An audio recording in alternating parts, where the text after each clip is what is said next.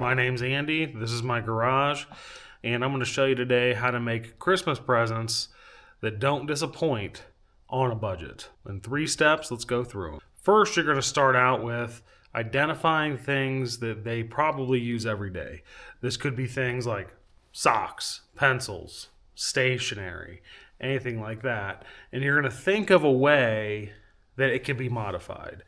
You're going to take the basic and mundane and you're going to turn that up to 11. So you're going to pick those typically cheap items and either find the expensive version of that item. So say a pack of paper is normally, $5. Maybe you make them custom stationery. Maybe that costs $30.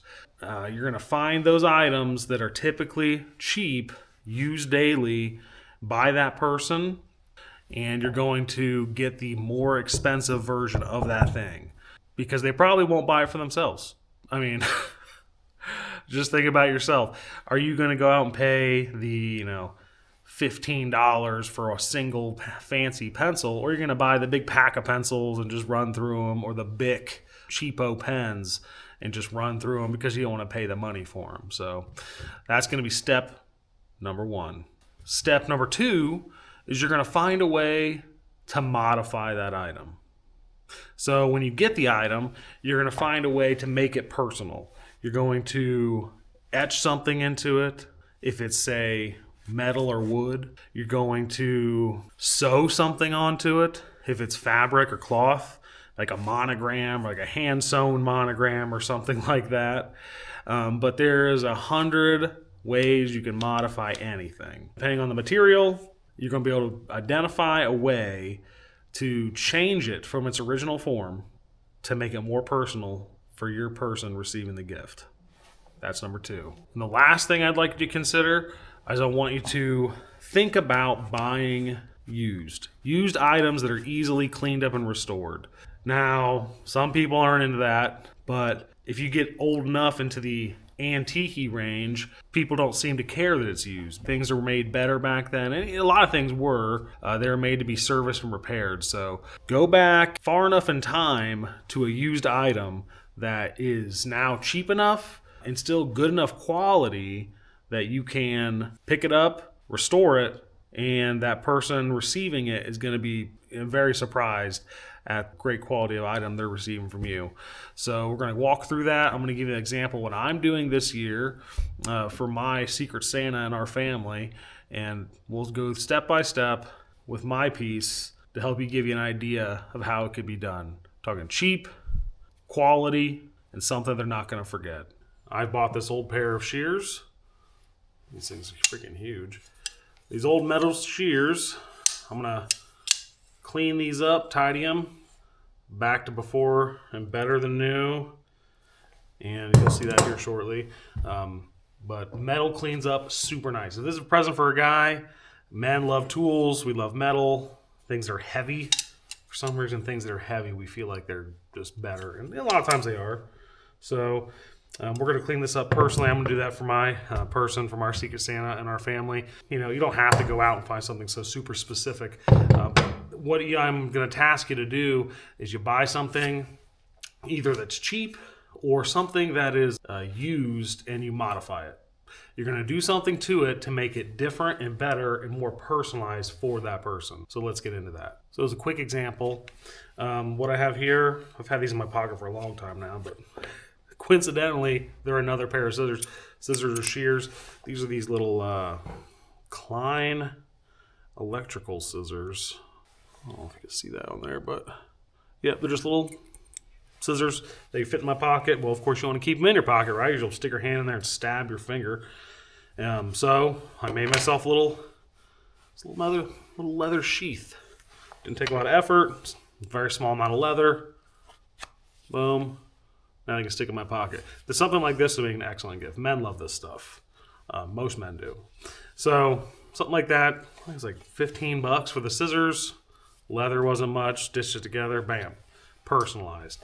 So something like that make a huge difference, because the most valuable currency is your time. And it does take a little bit of time to do that. And I think people realize it when they receive something that took some time to create. So let's start working on these bad boys and see what we can do.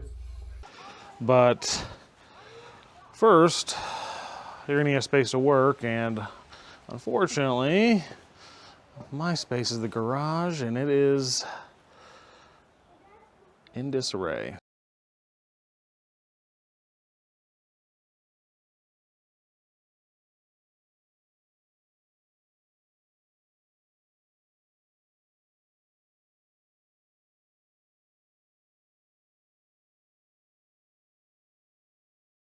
All right, that's not too hateful. Got it tidied. One last thing, we need somewhere to actually stand and do the work. So we just bring in your, yeah, the desk, the workbench. She's full. So let's work through that real quick and we'll get right to it.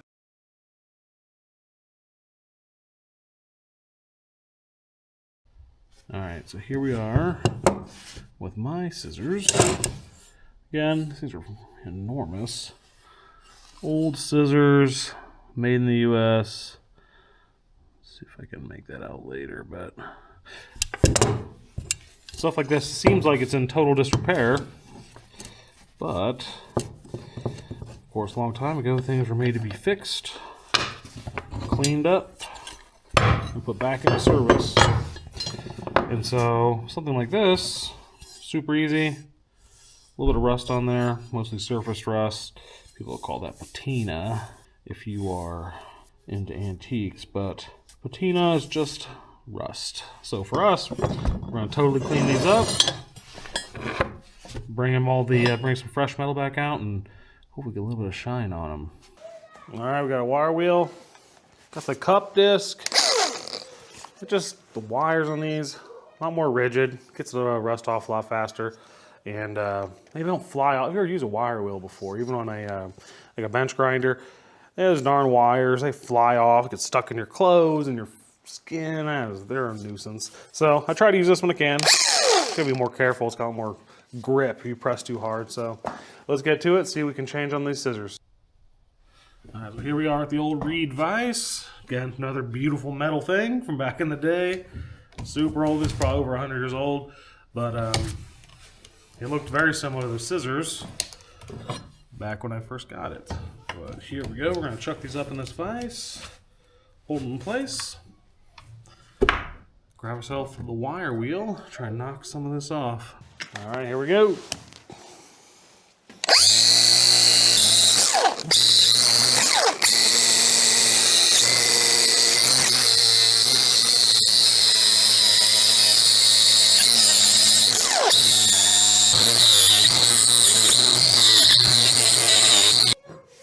All right, so let's see if we can tell a difference here. And just that wire wheel knocking off that rust. That makes a pretty big difference. You always can bathe them in vinegar, or you can also use Evapo-Rust. There's other, compounds and things. Clean these up. These brass nuts are beautiful. Anything brass, old brass, cleans up beautifully. You just can't beat it. So we'll tidy these up before the end. We'll at least get these nice and shiny, because it's amazing the difference. But this will take some time for sure. But like I said, that's the most expensive currency, is time. I think people subconsciously realize that when you give them something like this. So we'll circle back to it. This is not going to be a one-day thing. We'll continue on, and I'll get back to you. So to make this a little bit faster, the power tools are key. They just make it faster all around. A lot of people have them, some people don't. If you don't have them, you can always use things like sandpaper. You can use polishing compounds and like a shop rag or paper towels. That cleans up brass really nice, actually. It just takes a little elbow grease. But to make things quicker for cleaning and polishing, I bought a used buffer from a guy, 30 bucks or something. I think this is a Harbor Freight deal, Central Machinery job, this little orange guy. It's not super strong. If you press too hard into the wheels, it does slow the motor down. But I've done a lot of things with this. Cinch this up on the workbench here so we can polish these little brass guys out. I think you're gonna like how they turn out. They're gonna be pretty nice. So give me just a moment. Yep, just cinch down onto the bench. So when we apply pressure, this thing won't go anywhere because that's the last thing we want. Those aren't awfully tight, but that's enough to hold it in place. All right, we got it all set up. I hit this one polishing compound on the wheel here. It's old chalky stuff. Let's see what happens.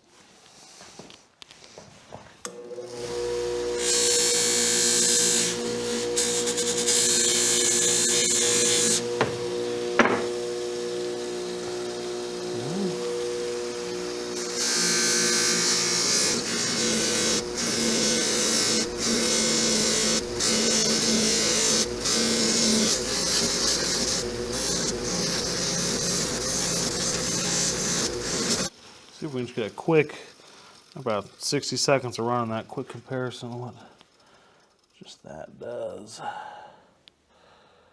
You can already see some shine on it. Keep working on it. We'll get back to you.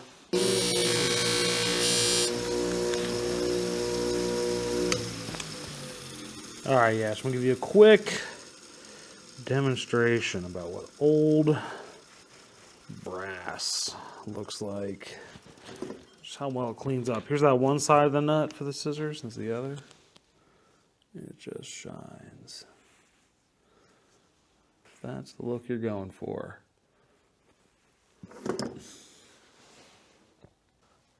Okay, I just want to give you a wrap up of what we've done so far. 20, 30 minutes. You know, I'm going to take a couple days to kind of work on this. I got time till Christmas, you know. So I just want to show you, we knocked all that rust down on the blade there. And just look at the nut there. We shined her up. And, you know, obviously this side, not a lot of work done. So, but you can see the huge difference between the two. And what it's going to look like is going to be way better. I do have an example I want to show you real quick. I did a pair for myself. I didn't realize these were so much bigger. But this is a pair I've done for myself back a year and a half ago. They look tiny compared to these, but you know, these are still, you know, the blade as big as my hand. And you can see it's a similar type of setup with the brass nut there. Oh, who doesn't love that sound? Clean cut. Yeah, you can look all polished. Yeah, you can see me right there. Polish these things real good. These aren't nickel plated or anything. They're just sanded down, polished smooth, and you get that mirror finish. So we're doing something like that with these here. It's just going to take a little bit of time, but I will reintroduce it when it is time to do so. And you get to see what that's going to look like. We'll paint the handles something. I'll find an interesting color. And we'll have to reprofile the tip as well. It's a little bit broken right there, so we'll bring that down. But I'm excited to show you guys what it's going to look like. See you in the next one.